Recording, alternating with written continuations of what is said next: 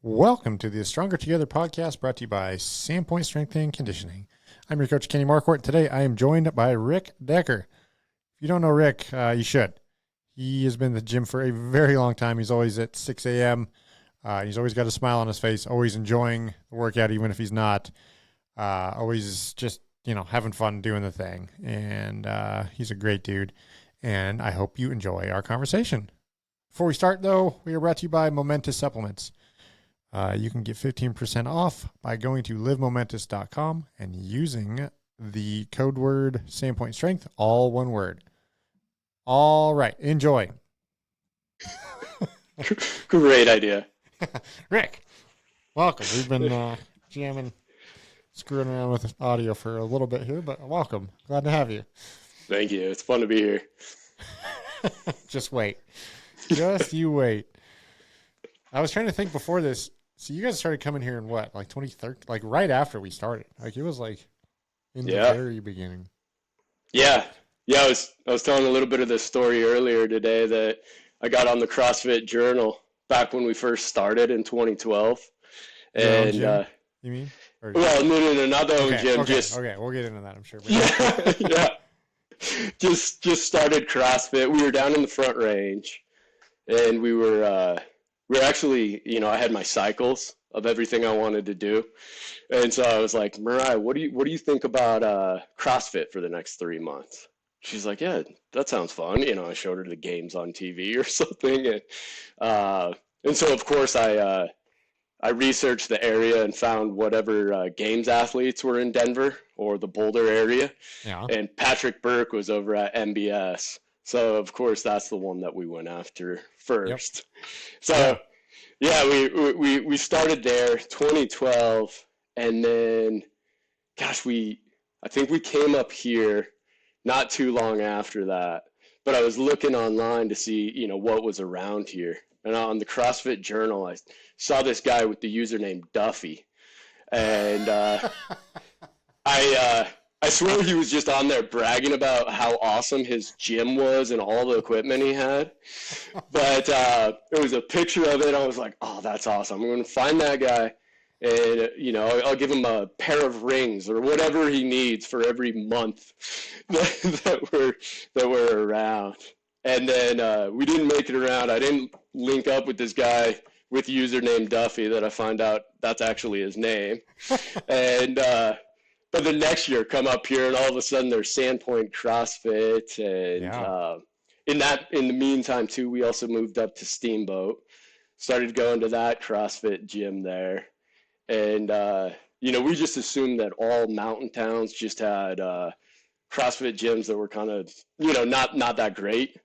And then we came up here to say, maybe everybody just shows up late. Maybe they just do hard workouts and hero workouts every day. And we came up here, saw that you guys actually had started something. Yeah. And then linked up with you. And we came up twice that year. And so we came up for, I don't know, a couple weeks, had a blast. Went home. On the drive home, me and Mariah are like, gosh, should we start it? Should we just start one in our garage? We can go buy the equipment. And we can follow Kenny's programming and, all that stuff. Right. And so, when we came back, I think we brought it up to you like, hey, we're going to leave that place. We're going to buy all the equipment, start one in our garage, have some friends come join us. So we started following your program ever since 2013, even if we were in Steamboat. That's right. I totally forgot about that phase of that. I knew you. I remember your garage gym for sure.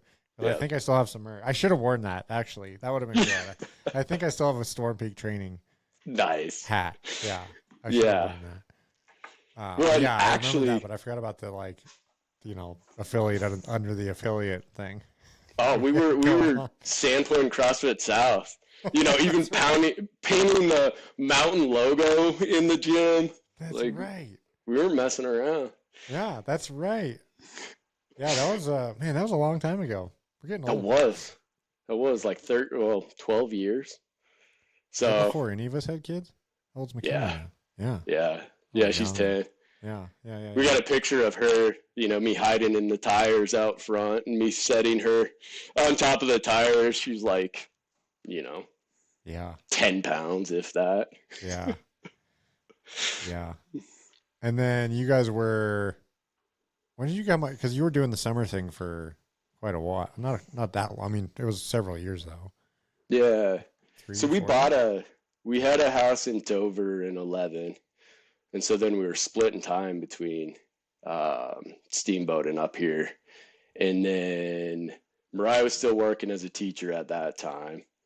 Once we had Malia, she stopped working. Or I guess even before that, so during maternity leave, I think we came up here, for not just the summer, not just for Christmas. And Yeah. then when Malia was born, Mariah stopped working to be home with the girls.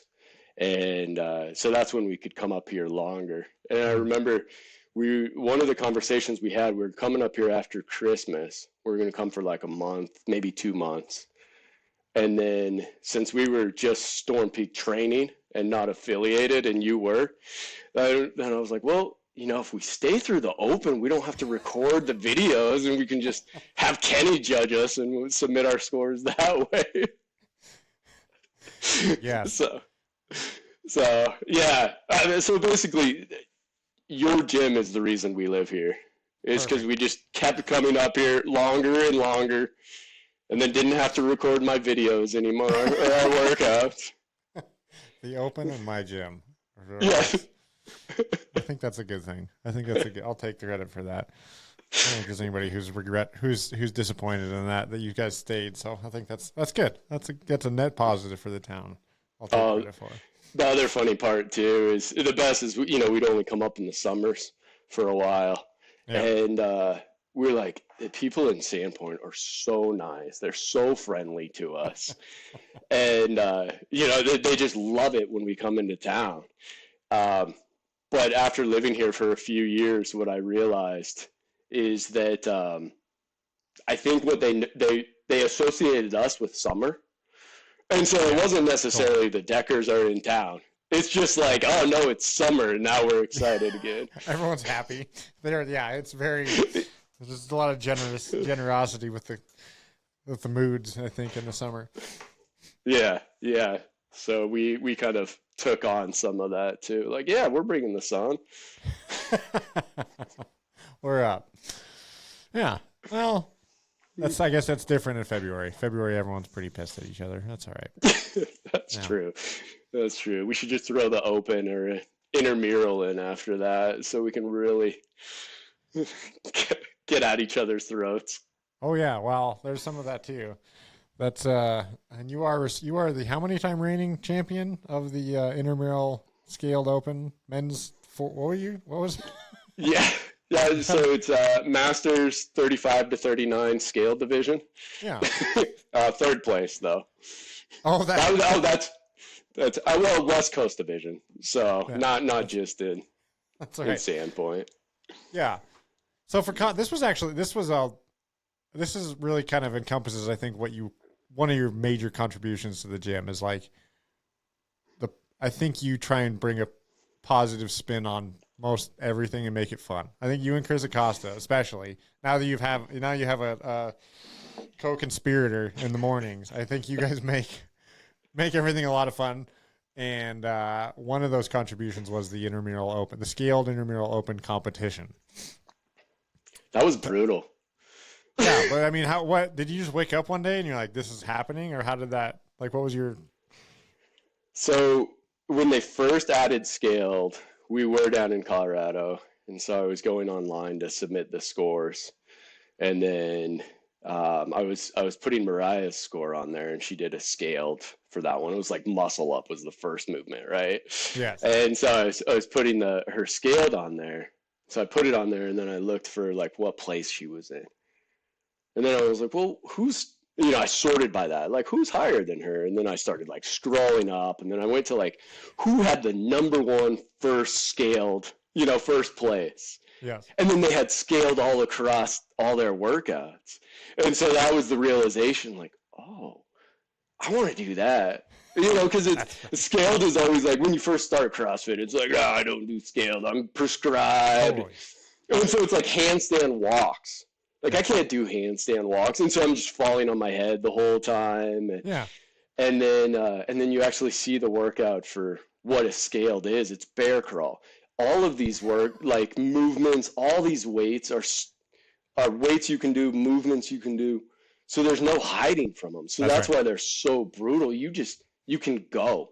Yeah. So it's not just staring at the weight like, okay, I got to compose myself so I can lift this right. It's like, no, just rip and grip. Yeah, you have to.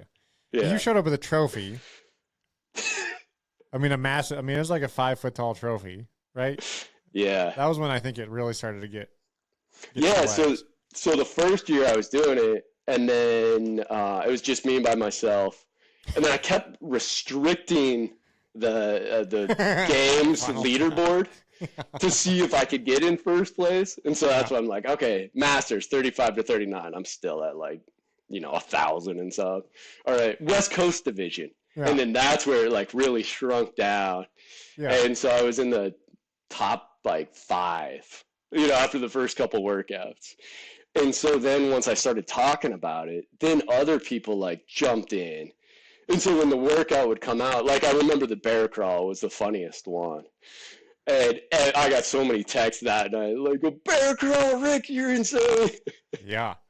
And I think you almost threw up after that workout. Every single one of them. It was terrible. I think that one I actually did. So yeah, I think you did. I think I could probably find that text. I think you texted me something. I don't recall. I think I was out of town or something, but I remember you're like, that was the closest I've come to throwing up or throwing up, period, after the workout. But it was fun because I think, and then the next year people wanted to join up. And so that was really, that's when the trophy came about. Yeah. So that year, so I could put mine on the first year because it was just me. Yeah. The second year, I think I actually won it. Yep. Just because I'm skilled in single unders, where all you fire breathers are doing double unders. Yeah, right, exactly. I'm doing butterfly and hanging knee raises. Yes, there was a whole side. We never really took I think there was a lot of conjecture about what we could have done, like where you were going to have like workout previews, like strategy guides. You were going to have all sorts of scaled stuff, and probably better that it didn't get a whole lot more after that, but it was pretty good. I would have gotten Kelly or like Carl Paoli, like all those jump on and like give us the gymnastics or like the mobility beforehand. Totally. Exactly. Scale tips. Yeah. But what we all figured out, I think, was that doing scaled was actually worse. Like it was like you said before, like you almost threw up. All the people that did that year decided that was a way worse option than doing the regular workouts. Because I mean, it was like you said, like there's no reason to stand around or you don't, it's not like you're going to put your hands on your knees and strategize when you can go again. It is just go. Yeah. And that's not super fun. So. No. But I think that there's the lesson I wished everybody would have taken from that was that I think more people should scale appropriately, and like, I think that's across the board, like in classes, I think in the open, I think in a lot of things, like the reality of us all playing professional, like at a professional level is just like, it's probably not getting us what we need to in a lot of cases. Sometimes it is, but in a lot of cases it's like, okay, well, actually, scaling is the appropriate thing regardless of who you are.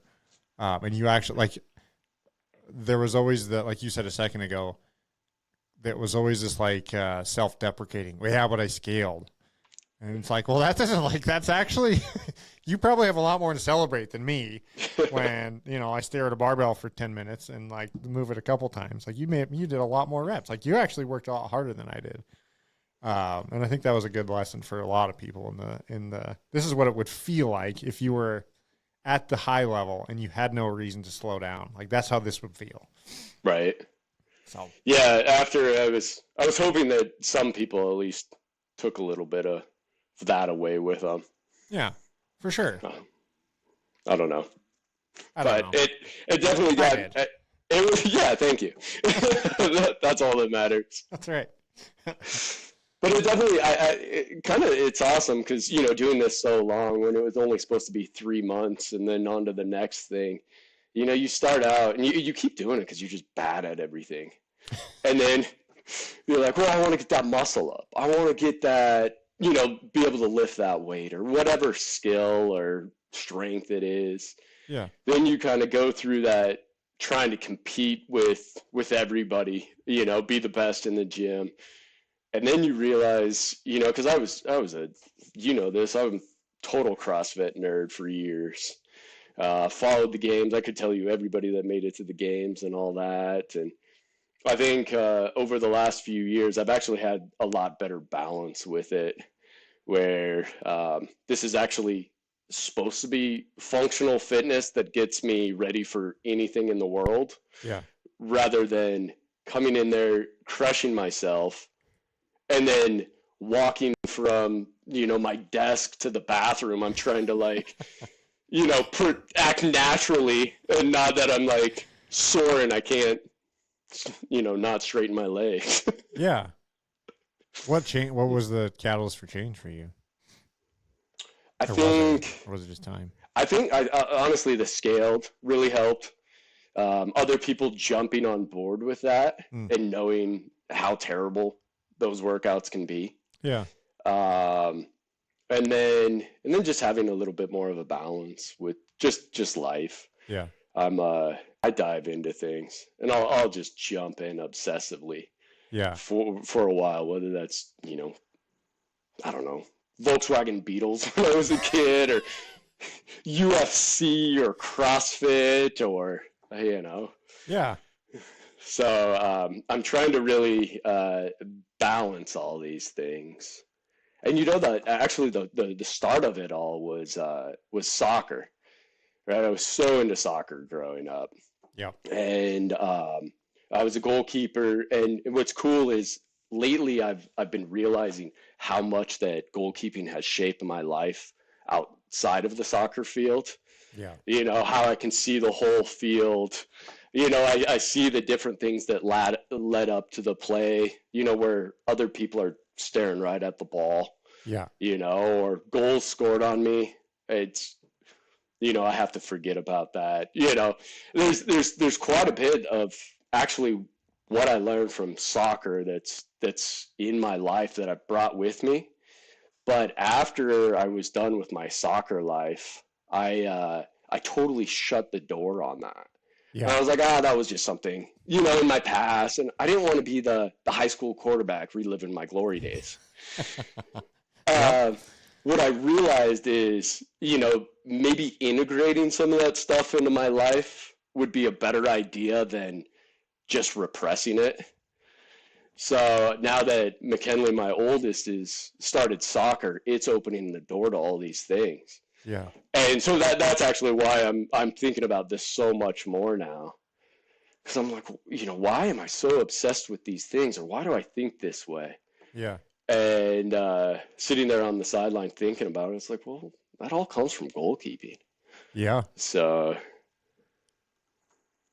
Yeah. There's a couple, you said a lot of things in there, which, well, yeah, I just mean that because you and I have decompressed this a little bit in our notorious after gym hour-long catch-ups. When I'm not making it back to take the girls to school or something like that. Yeah, exactly. Yeah. I have no idea what you're talking about. But shutting the door on it in terms of, well, I don't know. I mean, I guess the formative years of sport can be that can be all really, really good, but also it can really plant some interesting seeds that may not blossom until later. Again, some of the things I think what I've heard from you before, there's that, you're the last line of defense. Everything kind of is reliant. Whether or not, whatever happened to get it there, I don't think you probably think through much of that, but it's you had the chance to save the day or whatever, however you think about it, and you didn't. Mm-hmm.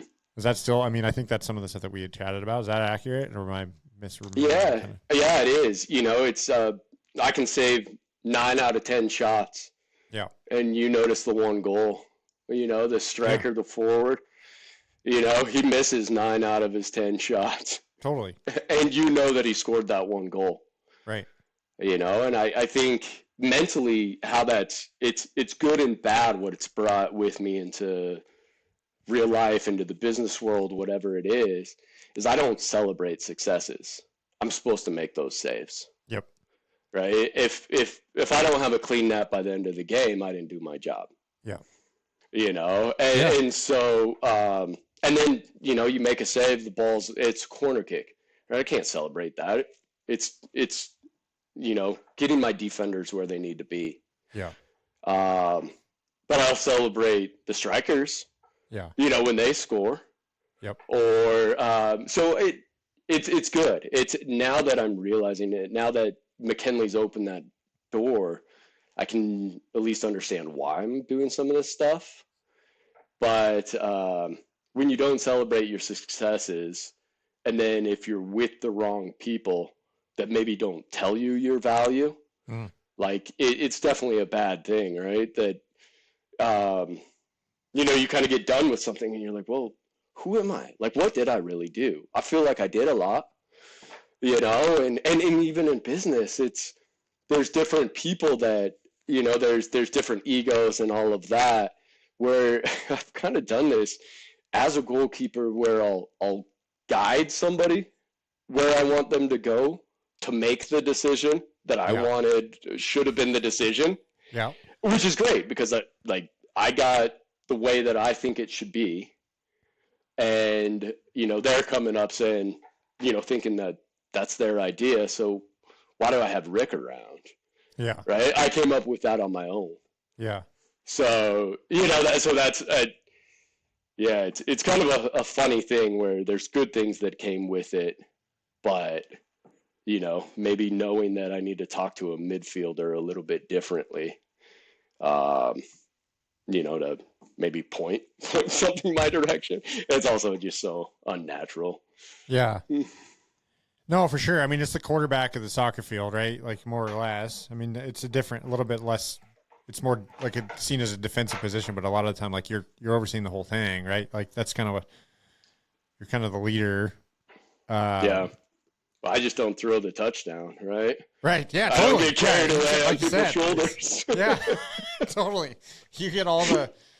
I mean, there is sometimes that they're celebrated. I'm sure that probably happened, but like a lot of times it's just like you said, it's either you did your job, and nobody that was expected, or you suck and you lost the game for everybody. Yeah, winning save in a PK shootout. Yeah, that's our glory as goalkeepers. Yeah, because the game's over. That's when you can get carried off. Other than that, you got to get your mind right back in it after a big save. Yeah, for sure. How much have you and I talked about this? This will be a good place too if we haven't. But this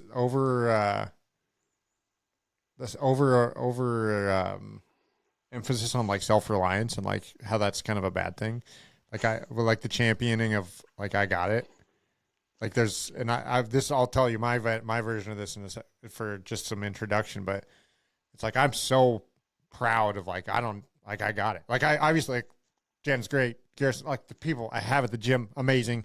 Everybody's fantastic. Like this is not a reflection on them at all. But my internal is like, I got it. Like no matter what, I can figure this out. And there's some stuff that happened in my life, where I was kind of like, I think I learned that got hardwired in me. Like you got to be able to figure it out on your own.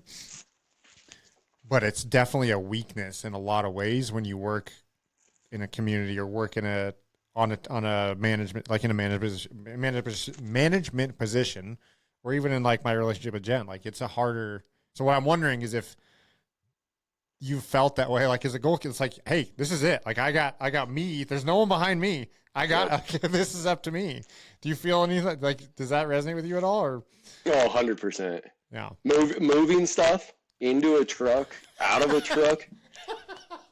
Just yes, I can set this table here, that's halfway down, put that on there, spin it around.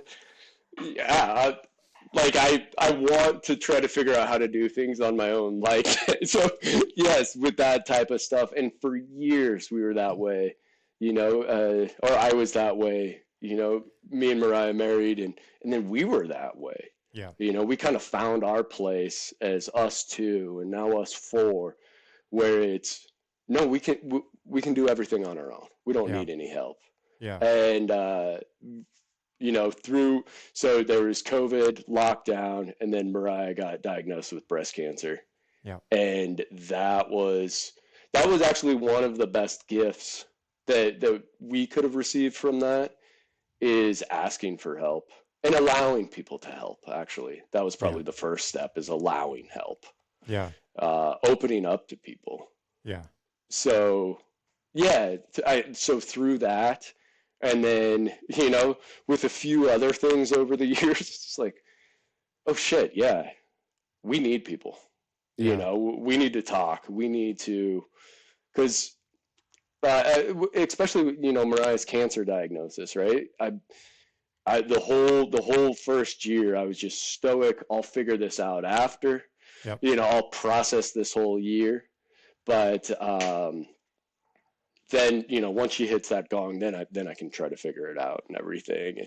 And so then actually during that, realizing that a term I heard was co-survivor. Mm. And that was so nice to hear, because it validated my feelings, that it's shitty being the support next to somebody going through something really shitty. Yeah. And so that was cool, just first hearing that, and then knowing, okay, I need an outlet. And my mom was always there, that was like, okay, Ricky, make sure you're taking care of yourself. And, like, okay, yeah, but that's coming from my mom. She's obviously going to say that, right? And so then actually, like, realizing that and saying, I do need help from other people. Yeah. And what was cool, actually, what came from that is we started this thing.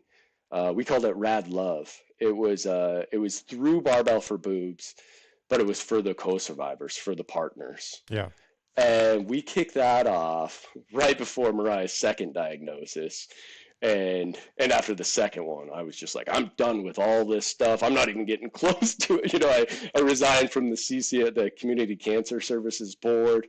Yeah. I thought I was like too close. So it was like, yeah. But before that, we did start this group. It was, a bunch of guys got together, and the whole first call, it was, I know they have it, worse.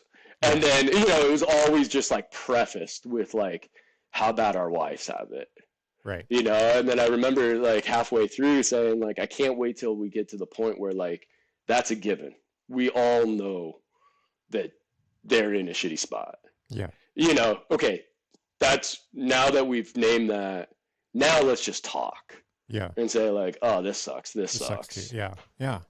And I don't, like, there's such perspective you get from, the first diagnosis, then the second diagnosis, it just like really deepens that, where I find it hard to talk to some people or talk to people, because I see the world a lot different now. So little things, you're just kind of like, you're bitching about that. You don't want to take away from that. Yes. Yeah. So I know. I haven't been through that situation, but I know exactly. I mean, I think I know exactly what you mean. Where something you're like, that's the thing. Like that's okay. Wow. Totally. Good. I mean, yeah. My line is, I complain about people that complain about the weather. Totally. Yeah. The weather is what it is, right? Yes. Put on a rain jacket and go out there. That's what we've been given. Yes. Like, don't complain about that. Just handle it. Right. And so, yeah, I don't know. Especially here, we get that because we're about 2 weeks away from it being too hot. When about 3 weeks ago it was too cold. So there's like a magic window in May where people are pretty happy about the weather, and that's about it. I think we get about 10 weeks of universal happiness with the weather, and then it's on to the next. Like it's too hot or too cold, or it's too Yeah. much rain, or it's too hot or too cold, or it's too much rain, or it's too much sun, or there's too much smoke. So, All right, the smoke and wind. I hate those two things. that's Let fair. me just get that out there. That's but fair. But yeah, it's I mean, realistically, and it's like it's easy to like quote it or to put on the smiley face, but I think we all have that internal like this could be shitty if I decided to focus on that. But there's a Jimmy Carr comedian. He had something out the other day. Hilarious comedian for the right dark humored kind of person, but he was like just stand in your hot shower and realize that 50 years ago, or what? No, it must have been longer than that. It was like 70 years ago. Like nobody could do this. Like not the most wealthy person in the world could just have hot water on demand for as long as they possibly wanted it. Like you're doing fine. Everything's going to be okay. We've got it pretty good. Yeah. It's all good. You're probably texting in your phone, in the shower with it hot. Like you're going to be all right. Yeah. Yeah, that's what I try to tell the girls that. It was just like, life is too good for you girls to be bickering like this. Yeah. Like we've got it good. Yeah. So it's hard to like you had your experience and with Mariah, and I think that it's really hard to verbalize that to people without having like you kind of got to fucking get your head held underwater for a while, and then you realize how nice it is to breathe. And then, so you know what I mean? Like I try and say the same to Garrison. I'm like, dude, I'm asking you to do the dishes. Like this isn't that big of a deal. We live in a nice house in a nice town where everything's good. We're all healthy. Like just spend 10 minutes doing the dishes and life's going to go back to being kick ass. Like, totally. But it's really hard to explain that to somebody without, you got to go through some stuff, I think. Well, yeah, you think about like the adult conversations you have, and you don't want to be the person coming in here and like, Debbie Downer, right? Yeah. That's saying like, well, there's a lot of other shitty places we could be right now. Yeah. Or well, your wife could have cancer. Want to try that for a while? Yeah. Asshole. Let me tell you. Yeah. So, that's in the back of your head and you're just like, I don't, I wish you guys could see the light because it's amazing once you can. And obviously, like, I still worry about trivial things and, not happy all the time or whatever it is. But at least I try to get back to that, perspective that cancer's given us. Yeah. So. Yeah, that's a wild one, I think, because like you said, you can verbalize it and we can talk about it right now, but I don't see this happen. You guys seem like you get along pretty well, but I'm sure you and Mariah have arguments now. Like I'm sure there are times where you're like, I don't know, not thrilled with each other, but like during her treatment and that journey, like I mean that would be really hard for you to be like, you know what I mean? Like I bet there's probably a part of you who's like, I'll never be mad at her again. Like I will always love this woman with all my possible heart, and I'm sure that you still do that now, but like if you're fighting, I don't know, it just probably feels weird, right? Like it's just we have a very strange set of emotions and wiring in our brains to know things broadly, but then acutely be like totally confounded. Yeah. Well, it's kind of like that, live every day to its fullest. Yeah, right. No, I don't want to today. No. Yeah. That's how I feel after summer, because I feel like every day in summer we try to live it to the fullest, and by fall I'm like, get summer out of here. I'm exhausted. Would it just start raining so I can watch football without feeling guilty? Exactly. That is exactly right. 100%. You're right. You cannot live it to the fullest because otherwise you're just going to keep chasing new highs. I think that's like probably the definition of an addiction, is like you got to keep chasing the next high. If you keep trying to live everything to the fullest and seize every day for everything, I think there's got to be a weird balance. Yeah, it's funny. In college, my favorite course that I took was actually death and dying, and it was amazing. It showed me the beauty of death, It followed this hospice worker, and it, like before that, you're just like, oh, death, I don't want to think about that. And then going through this course, it was incredible. Yeah. But also the takeaway is, life isn't as great if we didn't have death. Yeah. And so like even these days, right? That like just yesterday's terrible. That's why today is so much better. Yeah. So Yeah. I don't know. Totally. You just can't keep that peak all the time. You have to. Yeah. I mean, that's well, honestly, so I moved here from Southern California. Don't anybody who didn't know that, sorry.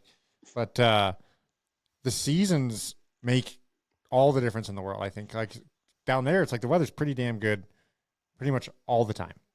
And you don't appreciate it. And, like I love the first day in the 60s here is like this. I swear to God, everybody's out there hugging each other. Like we won the war. And so true. It's like 60 degrees and it's like, we did it. We did it, everyone. Yeah. It's amazing. And you wouldn't have that without 3 or 4 months of gray and short days. And that's why I like May, like right now, like this is like peak happiness, I think, at Sandpoint, where the weather's good. We made it. Don't have to get the snowblower out for another like 8 months. We're good. Yeah. So that's something cool. And there's some bonding through that too. Yeah. Yeah. Yeah. It's kind of that, we went through battle together, right? Yeah, totally. Yeah. It's like we're coming out high-fiving and just like, yeah, we slayed that winter. Skipping the snowbirds. No, not you. Yeah. I can't, no. And earn this hug. That's awesome. But on that, and there's something I want to come back to on that, on the, you and Mariah's journey together, like with the community side of things, like I think there's a hesitance to ask for help, but there's so much joy on the other side for giving help. Yeah. You know what I mean? Like I think on the self-reliance part of things, I kind of like asking for help either. Like it pisses, like I feel like such a loser and I feel like a burden. I feel like, but the reality of it is like, I'll never forget, you called me right after she got her second diagnosis. Yeah. I remember, I know exactly where I was. I know exactly what we talked about. And I don't know how you felt. Like, I don't know if that was comfortable for you to do. But for me, that was super meaningful. Like, I love that. Like, I didn't love the subject of the conversation, obviously, but it was so like, dude, I'm so want to be there in any possible way that I possibly can because it feels good to me in almost a selfish way, like where I think that's hopefully the case for a lot of people. And so like the community, like allowing people to help was one of the lessons I learned from this. The self-reliance isn't always the best thing, is like allowing people to come forward and help really just enhances the whole thing, I think. So. Yeah, I think, we're so disconnected in life and isolated and why CrossFit is awesome. Coming into a gym, working out with people. You go into the other gyms, they've got on their big headphones, right. Their hoodies on, they're just doing their thing. It's like, that looks miserable. Yeah. Like, don't you want to interact? Like, we're humans. We're supposed to be interacting and connecting with people. Yeah. So I think that's why, again, 3 months has turned into 13 years for us in this style of fitness. Yeah. That would be so bizarre for me to, I've said this before to others, I don't think on this podcast, but like I never joined a gym to make friends. Like nobody joined this to make friends. Everybody wants to like lose weight or get in shape or whatever it is. But the friends and the community is what makes people stay, in my opinion. And I just like being there. In fact, you've been here a long, long time. So you've seen all my evolutions and what I've kind of like, I don't know, gone through. And there was a period of time where I wasn't at the gym very much and it sucked. And one of my favorite things to do is just come hang out, like BS with you after class and other people, not just you, but yeah, I mean, yeah. Sometimes that's those other awesome. People, yeah. Like hanging out by that front office with the people interchanging classes. Like, I don't know, even especially in the dead of winter, like that's so the uplifting, like, oh, cool. All right. This sucks, but at least we all got each other. Yeah. Well, it's why, 4 out of the 5 calls I made, after Mariah's second diagnosis were people from that gym. Yeah. And to think that, possibly if we move back to Steamboat, that I wouldn't have that. There's a reason we're here in Sandpoint. There's a reason that I'm staying at that gym. It's just the community, the connection. I say this, we microdose toughness every morning. Yeah.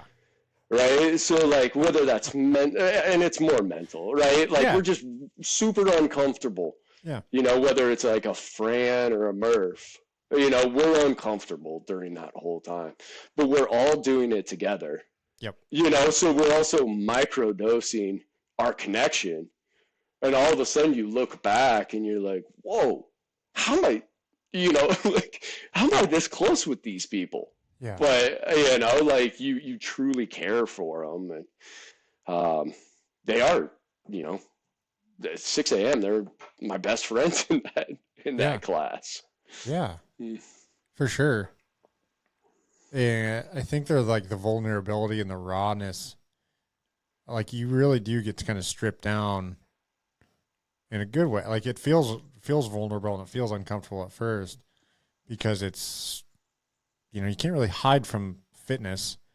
You're going to show up. You're going to have weaknesses. You're going to have things you can't do. You're going to have days where you suck. You're going to have days where you feel good.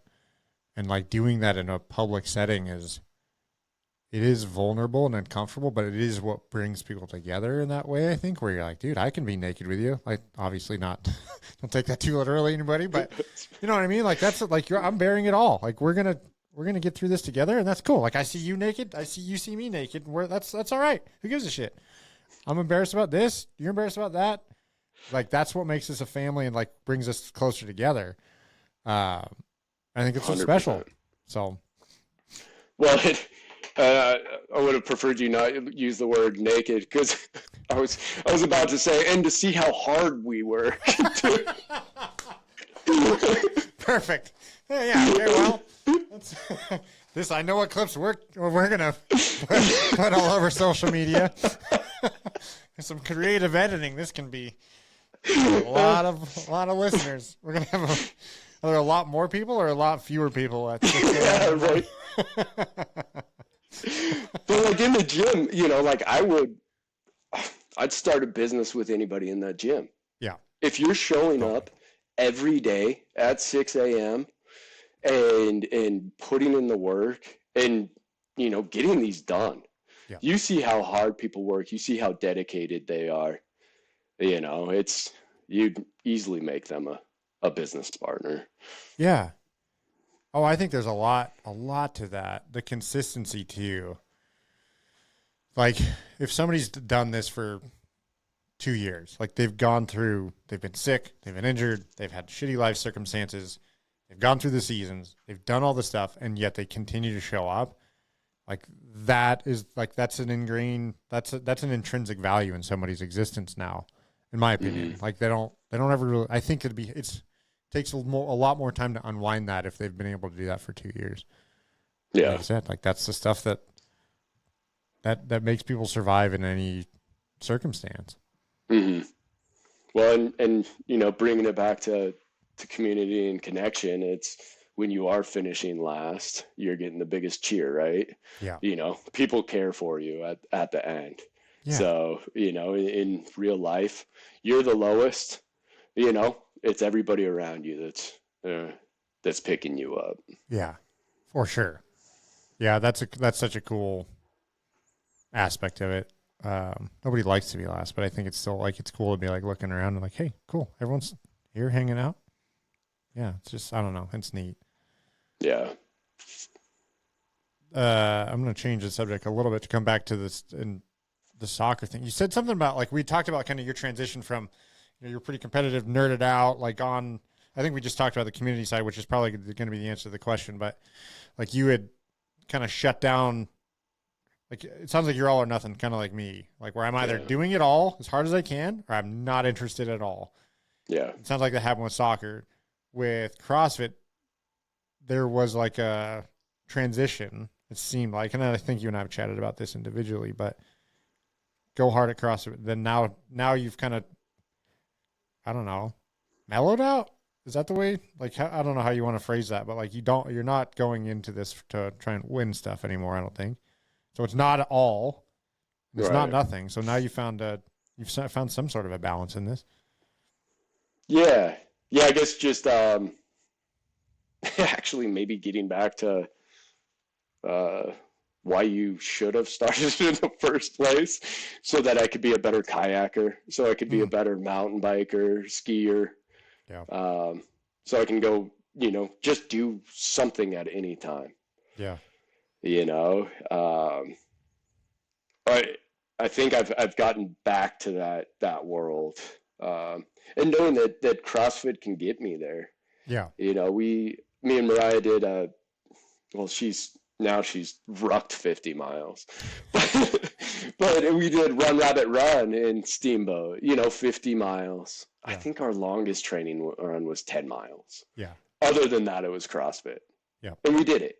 Yeah. Right? Because it's that microdosing of mental toughness, physically what it does for you. And then I did a half Ironman basically the same way, where I'm like, I'll just CrossFit's my training. Yeah. I did have one coach help me with like my swim stroke because I didn't want to drown, but other than that, I'm like, I can run, I can bike, I just one foot in front of the other, Yeah. But yeah, I think that's really it. It's actually just getting back to CrossFit's a tool for the rest of life. Yeah. And too many times you'll see, people obsess of their tool, right? They get a tractor and now they're just John Deere everything. Yeah. Well, what the hell are you doing with that tractor? Yeah. Besides like just geeking out on all the components of it. Yeah. Like what have you built? What have you dug? And so it's actually like getting back to, okay, I'm using this deer for these things. Totally. I've seen you a lot with your daughters too. Like I've seen that happen. Like there's a little bit more emphasis on, I think, from what I've seen on your coaching at their soccer teams and also with their fitness stuff. Like I think it's almost a little bit of, like, I think there's more like you want to do more stuff with them, what I've seen, and you're also like turning around and kind of handing this gift to them and like living it through their eyes a little bit too. Which, as we said, like when you started this, you didn't have kids. Yeah. And so like that during that journey at some point or another, I think you kind of like turn around and realize that, like, so for me with Garrison, it's kind of the same thing. I'm like, dude, I'm kind of passing the torch a little bit. I can still smoke him in every workout. No, but I mean, I'd like to be able to do cool stuff with him for a really long time. I think there's more of an emphasis on, like what you said. The gym is just the tool to the stuff with the kids now and outside in life. Yeah. Yeah. And I think, with soccer, I shut that door and I purposely didn't want to push my childhood on my girls. Yeah. And so that also helped really keep that door shut. Yeah. And then after a couple of years of them asking to play, I'm like, no, you don't want to do that. Let's go mountain biking. Let's ski. Let's, let's go surf, Then, finally said yes to rec league. A couple of years of rec league. Then McKinley wants to go to strikers and competitive and so it's a healthy way. All that to say, I am living through them in a healthy way because I was dragging my feet for so long. At least the soccer.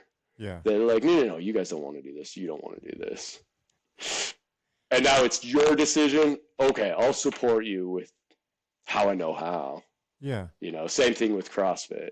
Yeah. I'm not going to force Malia to go if she doesn't want to do it. But McKinley really wants to do it. Yeah. So I'll talk to her if she wants to talk to me about these things. Yeah. What about soccer do you not want to impart upon them? Like just it's funny because I am in this world of like, holy cow, team sports are so good for you. Yeah. Like all this stuff that I knew as a kid, but then, repress that. No, it's individual. Like, and then now coming back into the team sports, it's like, actually, yeah, this is great. The Mm-hmm. memories you're making or the experience you're making, carpooling with a friend's family, Yeah. or we're going over to Whitefish and you got to figure out what a tournament weekend looks like and not wear yourself playing water polo in the pool before Sunday's games, or whatever that is, Yeah. or talking to adults, talking to the different parents and everything. Yeah. So yeah, I think it was more just to actually answer your question. I started like competitive at U10 was the earliest we could do that in Boulder. Mm-hmm. And so tried out, made the team. And then I think it was either the next year or a year later, I committed full-time goalkeeping. Yeah. And there was never a backup goalkeeper on my team. I always had to I had to be there.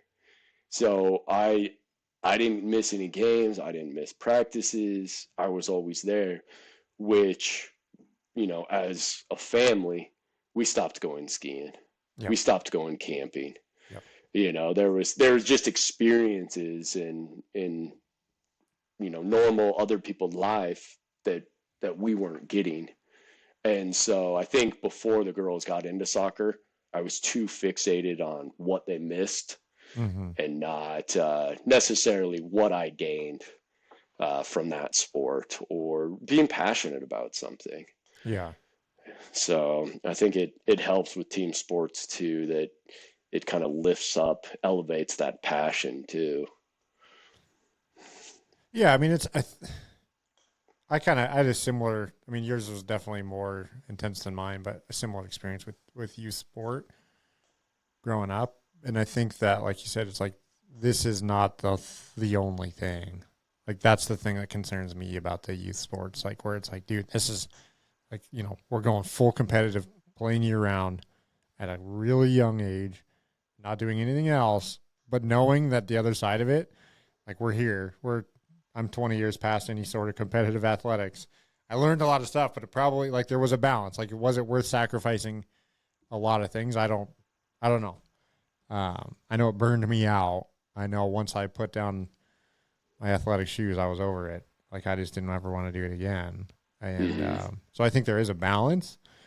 And I think I don't know. I'm not sure where that balance is, but there's a lot of benefits to the thing as long as it doesn't get out of control. Yeah. Yeah. And I mean, we're trying our best, right? As either parents or whatever, looking back at whatever sport. And at least I always think, like, if we're messing some of those things up, that's what gives our kids character. So, Yeah. at least it'll be funny. That's so true. Oh, that's funny. Yeah. That is very true. So it's not a bug, it's a feature in my parenting style. That's right. That's a good point. That's yeah, I think about that in the future when I'm like, Kirsten, I know he's gonna say something like, well, my dad this and that's why I do this. I'm like, oh, son of a Yeah. It's all right though. He said it'll be a good thing for him. Yeah. Yeah. Cool, man. Well, this was good. I think Yeah, this was fun. Yeah. Maybe we should just do these after the gym every morning. Do a morning coffee talk. Yeah, there'd be some ridiculous conversations. So. Yes, there would. Yes, there would. It'd be great. All right, Rick. Well, thanks, buddy. Yeah. Yeah, thank you. I'll probably see you in the morning. Sounds good. I'll be there, 6 a.m. See ya. All right, we'll see you. All right. I hope you enjoyed that conversation. Like I said in the intro, Rick is just a tremendous individual and great to be around and great to learn from. Before we go, don't forget that we are brought to you by Momentous Supplements. You can get 15% off your order at livemomentous.com by using the code word Sandpoint Strength. all one word. Or if you are not currently a member at our gym and you would like to explore how we can help, go to sandpointstrength.com and click on the free intro link in the upper right corner, or you can just email me at kenny@sandpointstrength.com, and I'd be happy to help. All right, talk to you soon.